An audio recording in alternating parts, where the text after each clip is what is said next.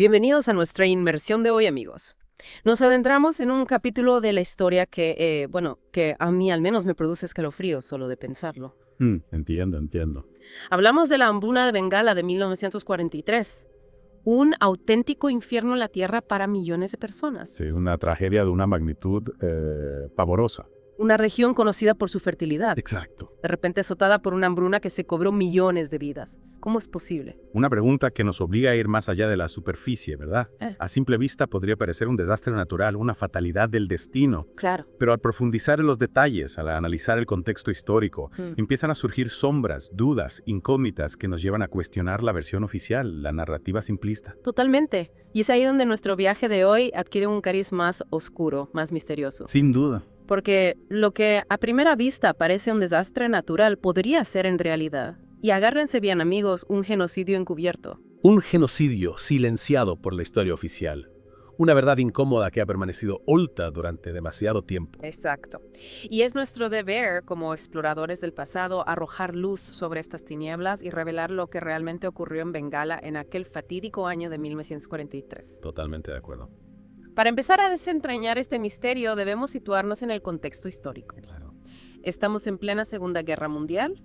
El mundo entero está sumido en un conflicto devastador. Un conflicto que no solo se libraba en los campos de batalla, sino también en los despachos, en las salas de gobierno, en la gestión de los recursos. Ajá. Y en este contexto, la India, por aquel entonces bajo yugo del Imperio Británico, se convierte en un peón más en el tablero de ajedrez geopolítico. Exacto. Una colonia explotada por la metrópoli para satisfacer sus necesidades bélicas. Y es aquí donde entra en juego la figura del Raj británico. El Raj británico, ese sistema de gobierno colonial que impuso la corona británica en la India durante siglos. Un sistema que, como veremos, jugó un papel crucial en la tragedia que estamos a punto de desvelar. Sin duda, el Raj británico y sus políticas, sus prioridades, su visión del mundo son claves para comprender lo que aconteció en Bengala. Totalmente.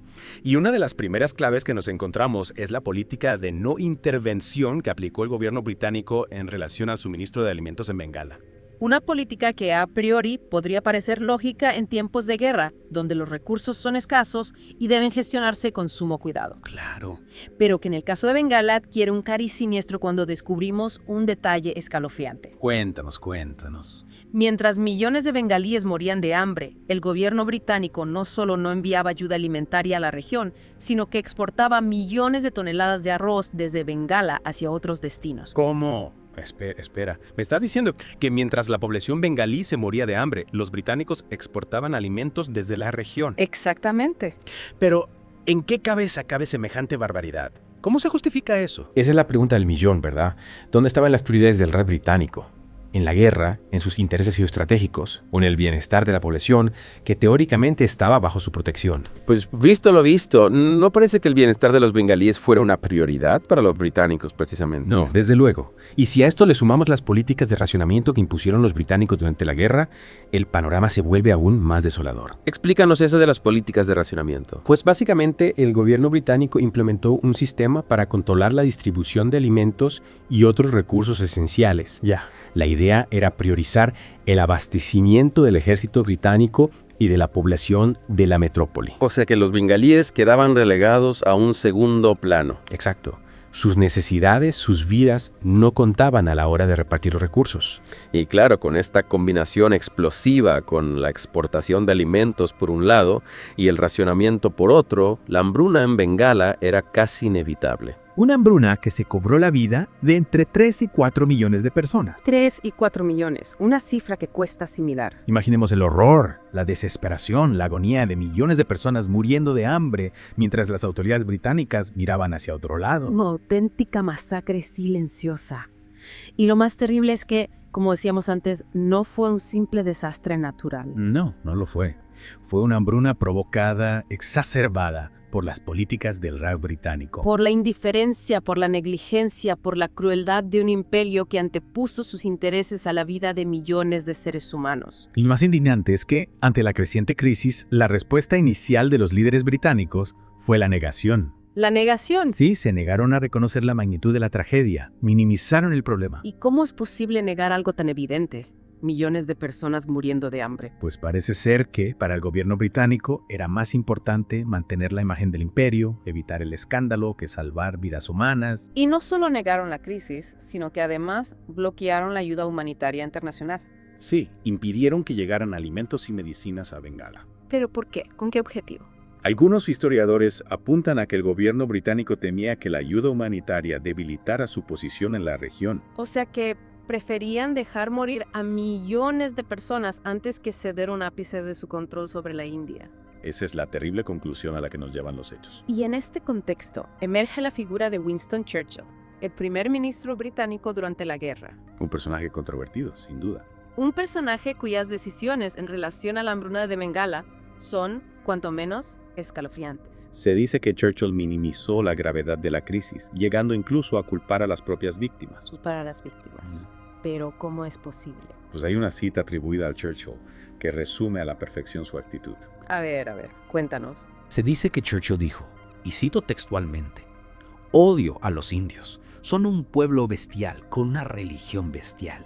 La hambruna es culpa suya por reproducirse como conejos». Madre mía. Y aún hay más. Ante la petición de enviar ayuda alimentaria a Bengala, Churchill supuestamente respondió, «Si la hambruna es tan grave, ¿por qué Gandhi no se ha muerto todavía?» Es que me quedo sin palabras. Estas declaraciones son aberrantes, inhumanas. Reflejan la visión que tenía Churchill de la India y de los indios. Una visión racista, colonialista, que le impedía ver a los bengalíes como seres humanos que merecían su ayuda. Y lo más terrible es que las decisiones de Churchill tuvieron consecuencias devastadoras. Millones de personas murieron de hambre por su culpa. Por su indiferencia, por su crueldad, por su negligencia. Y no solo eso. Se dice que Churchill priorizó el envío de recursos hacia la guerra en el Pacífico, dejando de lado la hambruna que asolaba Bengala. Increíble. O sea que mientras millones de bengalíes morían de hambre, Churchill enviaba barcos cargados de armas y municiones a miles de kilómetros de distancia. Exacto. Sus prioridades estaban claras. La guerra y el imperio estaban por encima de la vida de millones de personas. Y ante este panorama, ante esta acumulación de evidencias, la pregunta que surge de manera inevitable es la siguiente.